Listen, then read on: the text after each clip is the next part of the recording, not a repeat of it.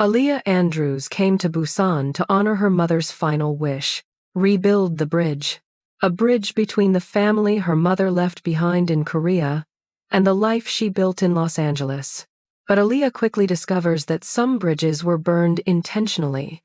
What begins as an emotional journey into family history spirals into a dangerous collision with Busan's underworld when her own brother abandons her inside an elite nightclub controlled by the most feared syndicate in the city. That's where she meets Lee Jae-Seung. Calm, cold, untouchable, the dawn of the powerful Lee family. A man who notices the woman sitting alone before anyone else does. A man who quietly decides to protect her. As Aaliyah becomes entangled in a world of power, betrayal, family lies, and dangerous loyalty, her growing connection with Jae-Seung threatens to ignite a war between rival factions. But the deeper Aaliyah digs into her mother's past, the more horrifying the truth becomes. Her brother's hatred wasn't born naturally. It was created, manipulated, fed for years by a man determined to destroy every bridge Lynn tried to build. Now Aaliyah stands at the center of a city preparing to burn. And the only thing more dangerous than Busan's underworld is the man willing to destroy it all for her. Please, Aaliyah, her mother had whispered in those final hours, her voice a ghost of its former strength. Go to Busan. Rebuild the bridge. They don't even know me, Ma, Aaliyah had argued, her lower lip trembling. They didn't reach out when you were sick. Why do I have to be the one to hold out the olive branch? Lynn looked at Aaliyah with pleading eyes. Please. She held her mother's hand tight, and even though her mother had fallen asleep, I promise. That promise was the anchor. That was a year ago.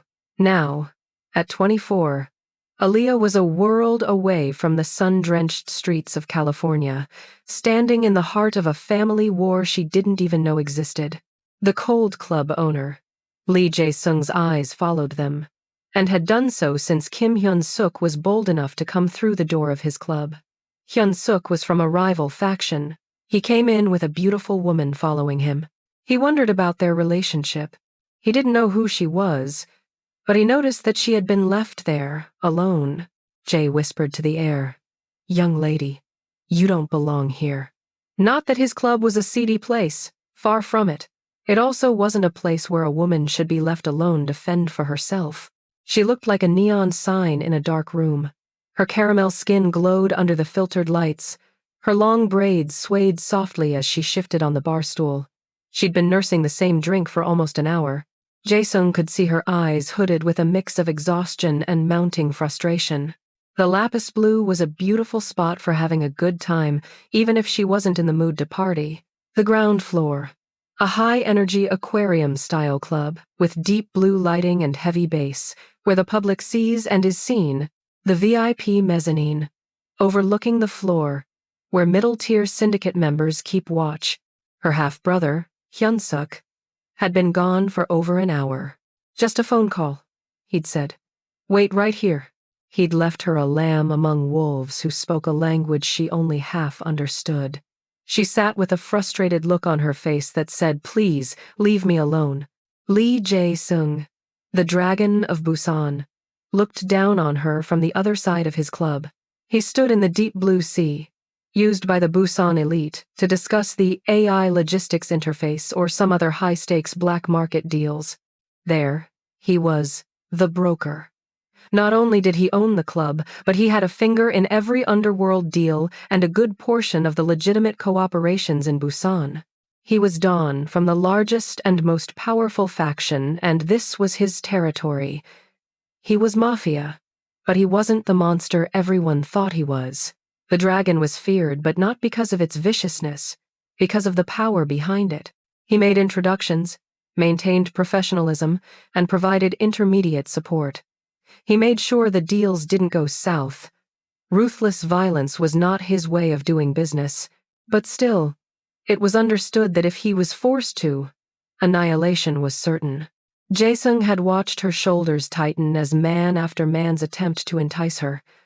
She slid down to sit at the far end of the bar, still nursing that same drink. She was not aware that she had been watched since she came in. Jay called down to his bartender and had him offer her a drink of her choice on the house. She looked like a woman who valued her autonomy, and he would not try to tell her what to drink. He had watched her make calls to someone that went unanswered. Men approached her, seeing her there by herself. He really couldn't blame them. She was breathtaking, her skin smooth, and appeared to be glowing like gold under the dimmed lights of the club. Her eyes were big and looked like a deer caught in the headlights, unsure of her next move, hooded but had a cat-like slant. You could tell she was of mixed heritage, probably Korean and black, he'd guessed. He finally approached her. He stood next to her, and just above a whisper with a crooked smile on his face. He said with a deep, smooth sound, "Annyeonghaseyo." She bowed her head slightly, trying to remember the etiquette her mother had stressed.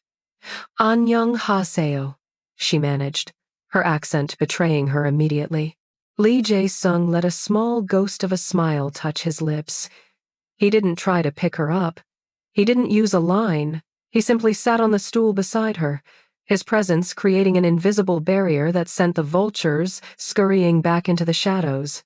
"Your accent," he said, switching to English. "You aren't from Busan." "Is it that obvious?" Aaliyah leaned back, her unrestrained personality starting to leak through her fear. "I'm from Los Angeles." Jae-Seung chuckled a deep, rich sound that surprised even his bartender. "L.A.? You're a long way from a California beach." "You have no idea," Aaliyah muttered, her eyes flashing with a spark of that Leo fire. "I came here to build bridges, but I think I'm about to burn one down instead."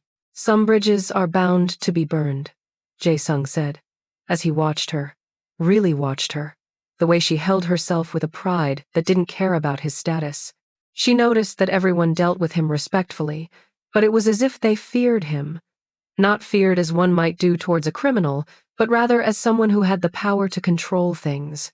At first, she was leery, but seeing how other people seemed to respect him as a good guy, she began to relax. "I'm Lee Jae-Seung," he said, his voice dropping an octave. "And while your date may have forgotten his responsibilities, I don't forget mine. You're in my house now." Aaliyah looked him in the eye. "Hello, Lee Jae-Seung. Nice to meet you. I'm Aaliyah, and that's not my date." "Yeah, no. That's my brother. And I am about 5 seconds from giving him a not-so-ladylike piece of my mind." "Your brother. Interesting. Nice to meet you, Aaliyah. What brought you to Busan? And how are you liking it so far?" His questions showed curiosity, but they weren't intrusive. "I came to get to know my family here in Korea." Even though Hyun-suk was her half-brother, she felt like she didn't need to add that specific detail. "I think it is beautiful here so far. I have only been here for a few days, but what I have seen is nice. I saw the coastline as I flew in, and it reminded me of the beaches back home in Southern California." Jae-Seung continues asking questions to pass the time. Like what she did for a living? How long would she be in town? Did she have a list of the places she wanted to visit? They talked until the club began to close. "I'll wait with you until your brother returns," Jay offered. It wasn't presented as a question, so she really had no option other than to accept. She said, "I think I might end up taking a cab home." What Aaliyah didn't know, and he wouldn't be the one to tell her, was that her brother had watched her from the deep blue sea for quite a while. He hadn't left her. He was intentionally letting her deal with this. Jae-Seung had approached him and asked what he was doing. Why was he here, and why had he left his date downstairs while he was up here for more than an hour? He'd seen Hyun-suk look at his phone more than once at the same time Aaliyah had been calling, which let him know that this was intentional. The conversation between them had not gone well. "Stay out of this, Lee. This has nothing to do with you." Hyun-suk responded to the questions from Jae-Seung with a venomous growl. "It's happening in my club, so that makes it my business." Jae-Seung didn't respond with aggression. He didn't need to. That wasn't his style. "I don't know what kind of game you're playing, but a grown man shouldn't be playing games with a woman, or her safety." Hyun-suk gave him a menacing look. "Since you want to be so concerned, I'll let you handle things then." He left through the doors of the elevator. Jae-Seung decided to keep an eye on the young lady. not knowing what this was all about. Then I'll just wait with you until the cab gets here. Jae-Seung was pretty sure that Hyun-suk had no intention of returning. He also knew that getting a cab would be difficult at this time of night, but he would let her make the effort. Do you know how far away you are from your place? She had a look of revelation on her face. I came with my brother, but I am staying with my mother's family in Namgu Click. But I hadn't planned on staying out this long, and I don't have a key to get into my aunt and uncle's house. If my brother doesn't answer his phone, I won't be able to go to his house either. She was normally strong and rarely cried, but her continued stress from the situation caused tears to prick the back of her eyes. But she refused to cry. Instead, her fear was morphing into anger quickly, and it was starting to show on her face. She was struggling not to curse her brother out loud and shock everyone. She was a lot of lady, but a little bit hood. The part of LA that she grew up in wasn't gang territory, but it wasn't all beaches and butterflies either. And her brother bailing on her was making her mouth formulate a cursing.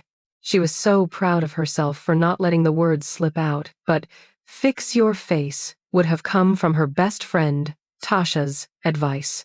Jae-Seung was amused as he watched her face show every bit of the emotions that she felt, from realization to fear, which lasted only a few seconds, to anger that seemed to grow as he watched the reality of her situation grow and crystallize in her mind. He almost laughed out loud, which was something he hadn't done in years. He thought laughing might upset her more, so he kept it in and tried not to let it show in his eyes. The way she was looking at him, he was pretty sure he had failed. With a gentle smile, Jae-Seung asked, "Would you be comfortable with me taking you home?" She looked to the bartender who had continued to check on her repeatedly during the night, filling her glass and even offering her snacks. The bartender gave her a nod to let her know that Jae-Seung was a good guy. She gave a slight nod back, understanding the stamp of approval. I don't mind, but there is a rather large problem. My aunt and uncle would, most assuredly, be outraged if I came knocking on their door at 2:03 a.m. My brother, as you can see, ain't worth a… Aaliyah pressed her lips together firmly, working hard to keep those not-so-ladylike curse words from coming out of her mouth. His father is less than cordial, so knocking on his door would be met with an even more unfavorable result. Maybe I can find a decent hotel near my aunt and uncle's place. Aaliyah Googled the area and was surprised to find out that there were no hotels near their estate. They lived in an affluent part of the city, so she shouldn't have been so surprised. Now the curse words were quietly being whispered. She began to wonder if her brother had intentionally brought her so far from everyone's houses and knew that she wouldn't be able to get in at this time of night. Her interactions with him have been short and emotionless, almost negatively charged, with an undercurrent of animosity, but she couldn't be certain. She wanted to give him the benefit of the doubt, but this trick was just another thing to add to the list of questionable things he's done or not done so far. He also didn't pick her up from the airport. Her cousin, on her mother's side, someone she knew nothing at all about, had come to pick her up. She was thinking that rebuilding the bridge may be more tricky than she had expected. She sincerely hoped not. Aaliyah looked up at Jae-Seung, like he had the answer to all of her problems written on his forehead. Again, he was surprised at the emotions that showed on her face. Her realness was refreshing. Maybe because she was different from everyone else. She knew that this was his club, but it was as if that didn't matter at all. Her own distress was more important than being impressed by his status or trying to present the perfect picture of a damsel in distress. Okay, what am I supposed to do? Outside of expressing my displeasure with my brother tomorrow, maybe he thinks I am a nice city girl and won't snap on his… Oh Lord. Okay, Aaliyah. Calm down. Aaliyah was trying so hard to control her mouth, not realizing it was showing all over her face. Jae-Seung was laughing so hard on the inside, he was struggling to keep a straight face. The bartender was shocked, because he had never seen a look of amusement on the boss's face before. In truth, Jae-Seung couldn't remember the last time he wanted to laugh out loud like he does right now. If you are comfortable, I can offer you my guest room, or I can take you further into the city where you might find a hotel room. You can get your brother to come get you, or you can take a cab back to your relative's house in the morning. You don't have to worry about me doing anything out of line with you. It's not like you don't know where to find me if I do, but I won't." Again, Aaliyah looked toward the bartender like he was the moral judge of the man sitting next to her. He gave a little nod of approval towards his boss, who he wasn't afraid to vouch for. Aaliyah looked toward Jae-Seung. "What is your last name again?" "Lee. Lee Jae-Seung. Of the Lee family." Jae-Seung had a real smile on his face now. The bartender stopped cleaning up the bar, mid-wipe, shocked by what he was seeing.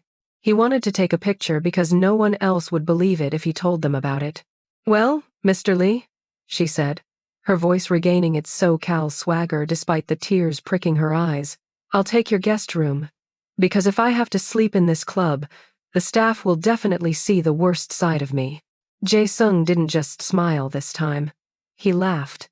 It was the first time in years he felt something other than the weight of the syndicate. "Let's get you home, Aaliyah, before you decide to dismantle my club piece by piece." Jae-Seung asked his bartender if he would be okay locking up, and feeling assured, he walked Aaliyah to his car. She didn't look impressed, or she didn't even notice that she was getting into an armored Genesis G90. She was too busy cursing her brother out under her breath. His stomach was starting to hurt from holding in his laughter. After holding the door open and letting her get in the car, to which she offered an absent-minded, "Thank you," he let out a deep chuckle all the way around to the driver's side of the vehicle.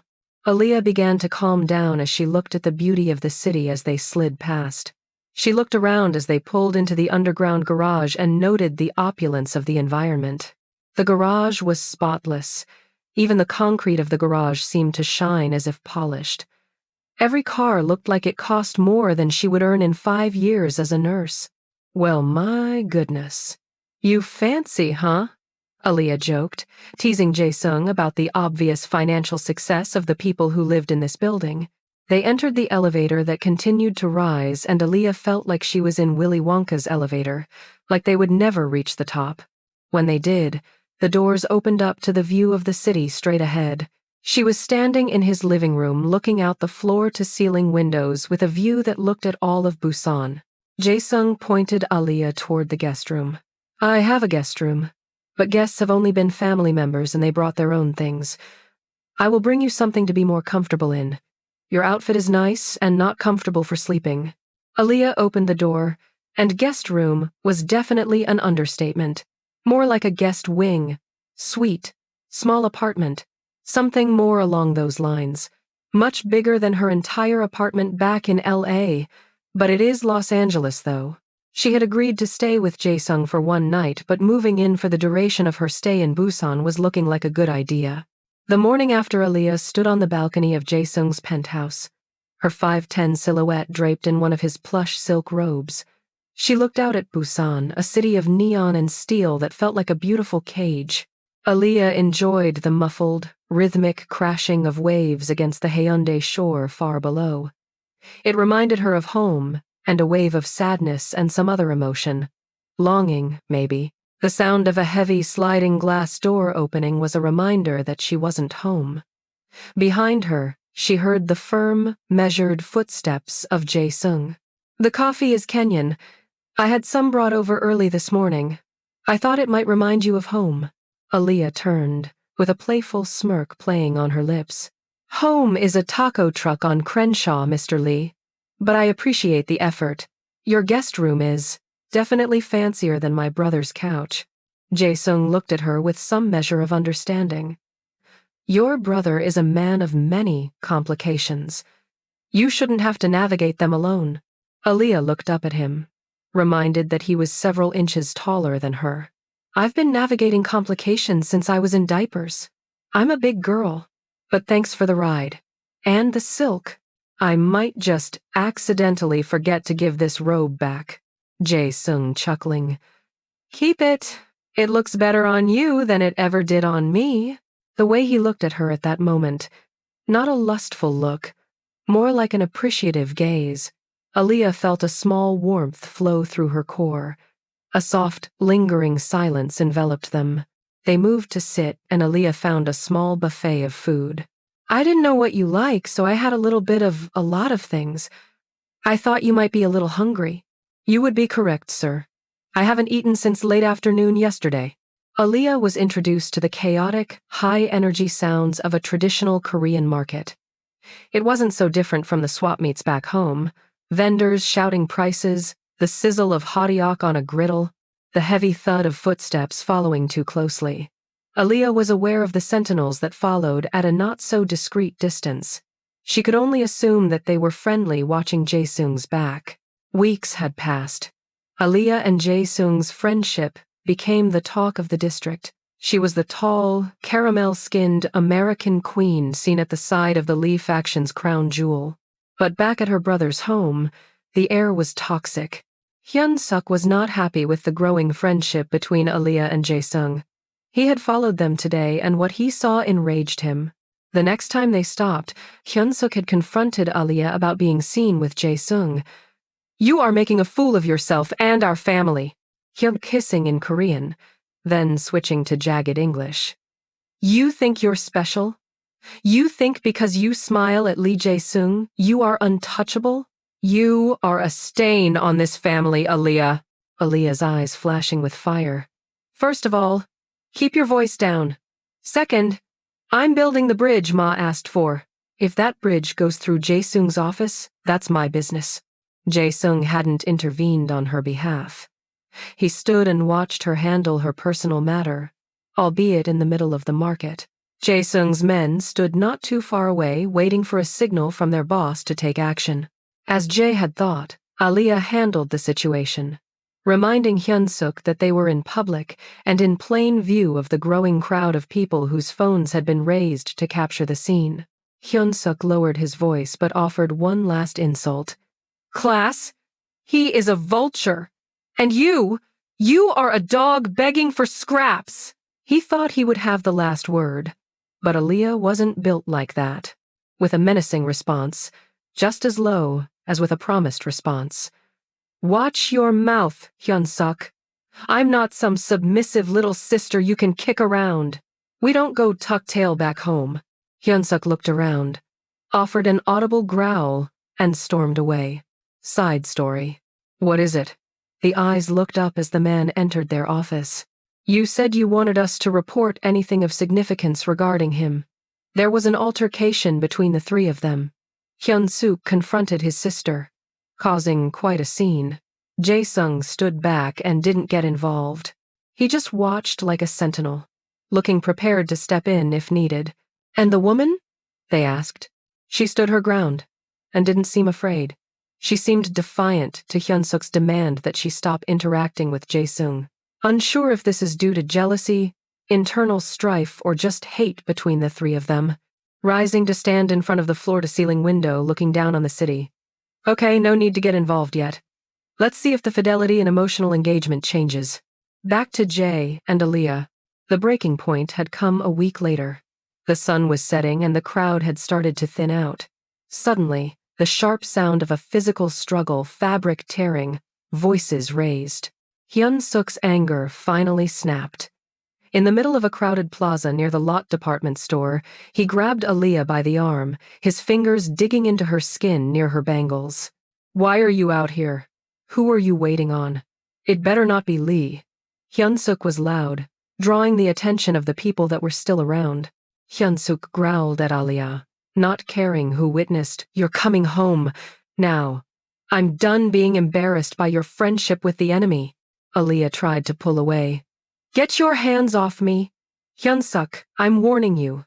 The sound of a sharp slap. A collective gasp from the surrounding crowd. Aaliyah's breath hitches not from pain, but from the sheer trauma of the betrayal. Aaliyah's voice trembling, thick with tears and rage. Did you just hit me? After everything Ma said about family? You have got to be out of your rabbit-ass mind. In this country, you listen to your elders. You are nothing." Just a Hyun-suk rant was interrupted by the screech of tires. Aaliyah had been waiting on Jae-Seung, and just then 2 black sedans roared to a halt. The doors open in perfect unison. A heavy, terrifying silence descends. Jae-Seung stepped out of the lead car. He didn't run. He walked. Each step sounded like a heartbeat. The Alpha Don, Jae-Seung, seemed to make the air drop 10 degrees. Jae-Seung's voice was like frozen gravel. Take your hand off her, Hyun-suk, while you still have a hand to use. Hyun-suk made a desperate lunge forward. This is family business, Lee. Stay out of...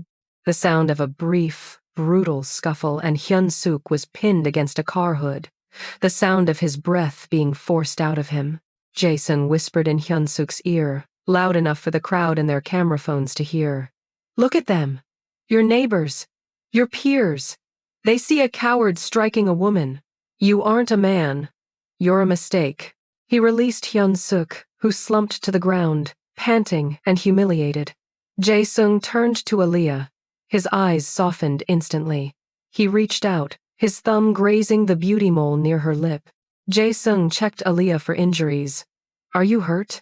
Aaliyah, wiping a tear, her voice regaining its swagger. I'm fine, but I think he has gotten out of pocket. He has gotten on my last nerve. Jae-Seung addressed the crowd and the cowering Hyun-suk. Let it be known from the docks to the mountains. This woman is under my protection. To touch her is to touch the Lee family. To insult her is to invite the end of your lineage. Aaliyah raised her chin as she stepped toward Jae-Seung's car, leaving her brother on the cold ground. The interior of a luxury car was warm and smelled of fresh, expensive leather. Aaliyah leaned her head back against the seat. The adrenaline was fading, leaving only the weight of the bridge she was trying to build. Aaliyah turned her head to look at Jae-Seung. You know my dad would kill him if he finds out he hit me. And he's going to kill me when he finds out I'm rolling with a businessman who has a small army, right? Jae looked over at her with a protective look in his eye. Your father wants you safe. Aaliyah's voice held all of the hurt and confusion. They're my blood, Jae-Seung. Why is the blood so cold here? Because power is a fire that freezes the heart. But you brought the California sun with you. Don't let them put it out, Aaliyah said softly. I'm a Leo, remember? We don't just shine. We burn like fire that can never be put out. Aaliyah agreed to stay with Jae-Seung for just one night, a temporary sanctuary from the violent world her brother had pulled her into. But as the sun rose over the Busan harbor, that single night stretched into a deepening friendship, and that friendship turned to more. To relieve some stress and remind herself of home, Aaliyah decided to take a swim in Jae-Seung's beautiful pool. It also reminded her of the pools in Thailand during those last days spent with her mother. She swam back and forth, her tears mixing the water washed away before they could leave tracks down her face. Aaliyah remembered her promise. She had stood in a misty rain next to her mother's grave. Her tears fell heavy from her bowed head. It was colder, heavier, clinging to the long, thin braids that framed Aaliyah's face. She stood by the fresh earth of her mother's grave, her body vibrating with a grief she couldn't quite contain. Lynn had been a fighter. She had fought through chemo and endured radiation. As a reward, they traveled all around the world, trips to her father's home, land in Kenya to London, from Boston to Bali, then Thailand to Texas. They laughed and lingered with no deadlines. But the bridge to Korea was the one thing Lynn hadn't managed to cross. In the days before the end, Aaliyah sat next to her mother's bed in the hospital, holding hands tightly. Please, Aaliyah, her mother had whispered in those final hours, her voice a ghost of its former strength. Go to Busan. Rebuild the bridge. They don't even know us, Ma, Aaliyah had argued, her lower lip trembling. They didn't reach out while you've been sick. Why do I have to be the one to hold out the olive branch? Please. She held her mother's hand tight, and even though her mother had fallen asleep, I promise. While Aaliyah swam back and forth, she didn't notice that Jae-Seung watched her. Every nerve in his body wanted to join her and wrap his arms around her. But he also respected her space and knew that when she was ready, she would come to him, and then his heart would collect whatever emotion she wanted to share. After she emerged, they spent hours talking. A slow burn of connection where the cultural gap was bridged by shared silences, and Jae-Seung's surprisingly dry wit. Late one night, Jae-Seung got up to get him something to drink. He had been up late, working on some things that needed to be addressed that had gotten out of his watchful eye, because his eyes had been occupied watching Aaliyah. Jae-Seung heard a muffled sound coming from the guest wing. He walked a little closer, and then he heard it. The sound of crying. It wasn't loud, but he could still hear it. Aaliyah was crying. Jae-Seung was torn. He wanted to comfort her, hold her, and tell her everything would be okay. But he also wanted to respect her privacy. Jae-Seung's concern won out over his common sense. He walked down the hall and knocked softly on her door. No response. He knocked again, but this time the door that wasn't closed completely opened, just enough for him to see that Aaliyah was sitting on the side of the bed, weeping and calling for her mother. He couldn't tell if she just didn't hear him knock. Jae-Seung called her name again, and this time she lifted her eyes to his. What he saw broke his heart wide open. Normally so strong, her eyes showed pain that she could not hide. She looked at him with such hurt in her eyes, all he wanted to do was hold her in his arms. He tentatively took steps toward her, until he was standing next to the bed. He reached out to touch her shoulder, but Aaliyah raised her hand to catch his hand with her own. Jae-Seung knelt down to the ground in front of her, and placed his hand on the side of her face, cupping her jaw. Aaliyah leaned into his touch. His thumb caressed her cheek and wiped her tears away. But her tears silently continued to flow. Aaliyah reached out and wrapped her arms around his neck and pulled him close. She rested her forehead on his shoulder and wept as he rubbed her back.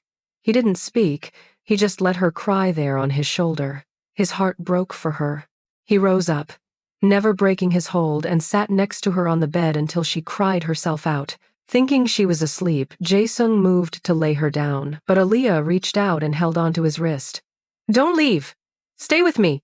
Just for tonight, please." Without a word, Jae-Seung laid down next to her and held her in his arms while she rested her head on his arm, and her breath became gentle and even. Jae-Seung stayed there without moving, not wanting to wake her. Soon he too fell asleep. The next morning, Jae woke to the sun shining in through the floor-to-ceiling windows and a pair of beautiful brown, slightly swollen eyes looking up at him. He still hadn't moved, but Aaliyah closed the distance between them and kissed his lips, softly at first and then deeper. Jae-Seung did not withdraw, but he let her lead the depth that she wanted to go. Aaliyah raised her hands and cupped his face with them. She tasted him and pulled him into the heat of her mouth. No longer able to hold himself together, his control broke. He pulled her close and kissed her with all of the desire that he had held in check for a long time. He wanted to kiss her, to hold her in his arms, but he respected what he thought was her desire to remain friends. Not wanting to cause a rift or make things awkward between them, he had not crossed that line. But this morning she had opened the door and he would happily walk through. Their coming together was gentle at first, and then with an urgency that reflected their pent-up desires, that moment became more intense. Afterwards, they lay tangled in her sheets, with her head resting on his chest. She traced the scales of the dragon that rested its head over his heart. Aaliyah said quietly, "Thank you." Jae-Seung tightened his arms around her. "For what?" "For last night. For being there for me. For offering me your shoulder when I needed it most. Thank you for staying. Thank you for still holding me this morning," Aaliyah said as she raised her eyes to his. "Thank you for being a good friend and a great lover." After saying that, she kissed his chest, just above his heart. She trailed kisses around his chest, and Jae-Seung reached out to grasp her shoulders. "You need to stop before we end up in bed all day. I understand." And then she kissed him again, and again. She looked up at him, with a mischievous look in her eyes. She knew full well what she was doing to him. Jae-Seung growled deeply and raised up over her, placed one hand behind her neck, pulling her face up to meet his, and the other hand under her body, pulling her flush against him, and proceeded to let her know how much her touch had affected him. When they woke up again, it was late morning and they were both starving. They heard a stomach growl and didn't know if it was theirs or the other person. Both Aaliyah and Jae-Seung laughed. "Okay, let's pull something together to break our fast so we can get on with our day," Jae-Seung said. Pulling Aaliyah close and hugging her tight, He kissed her on the forehead and whispered, "Meet me in the kitchen in 15 minutes." And then he rolled out of bed. After that day in a plaza, Hyun-suk's meanness towards her continued to escalate, as she had become lovers with Jae-Seung, of the Lee family. And Aaliyah learned more about their world. What she hadn't known was that Jae-Seung was head of the largest syndicate family, and that her brother's people were a rather ruthless mafia family who used a lot of violence to maintain control of their areas. Slowly, the veil began to lift. The depth of Jae's control or role in all of this was clear, as she noticed the way men bowed lower to Jae-Seung than they did to government officials. She saw the business meetings that happened in back rooms where no contracts were signed, only promises made with the weight of steel. She realized she wasn't just staying with a successful entrepreneur. Jae-Seung. She was under the wing of the Lee family, the most formidable mafia syndicate in the region. The irony was a jagged pill to swallow. Her brother, Hyun-suk, was part of a rival faction, a ruthless group that used blood and terror to hold their territory. But while Hyun-suk was her blood, he treated her like an enemy. Later that evening, Jae-Seung's world came to visit. His two guards came to him with a sense of urgency. Jae-Seung looked at them. "What's wrong?" "Boss, there is a situation at the dock that requires your attention," one of his men said. "How serious?" "It's Hyun-suk and his people, sir," one said in a whisper, but Aaliyah heard him anyway. Even though she heard, she didn't interrupt. This was between Hyun-suk and Jae-Seung. She would let Jae handle his business. There was nothing she could do, nor did she want to. In LA, you mind your business unless they call your name. Jae turned to Aaliyah. "I'll be back in a little while." "I know," Aaliyah said. Aaliyah knew that they were business rivals. However, she had no idea how deep the rabbit hole went. The world Aaliyah had been pulled into was far darker than she realized, but rival factions were not new to her. Gangs and gang territory where crossing the street meant you were in a different set was just a different version of the syndicate world of South Korea. Southern California and South Korea, two sides of the same coin. Aaliyah had not let her father know what was going on because she really wanted to get to know her mother's family. She knew her father would demand that she return to America, so she endured the volatile and abusive relationship with her brother. Her mother's people, previously extremely distant from Aaliyah, respected Jae-Seung because of his power and legitimate business success. They tried to use Aaliyah's relationship with Lee Jae-Seung as an opportunity to develop a relationship with the Lee family. Like the tides shifting suddenly, the aunts and cousins who wouldn't even look her in the eye after she came to Busan began to call. They sent gifts. They invited her to tea. Aaliyah saw through it instantly.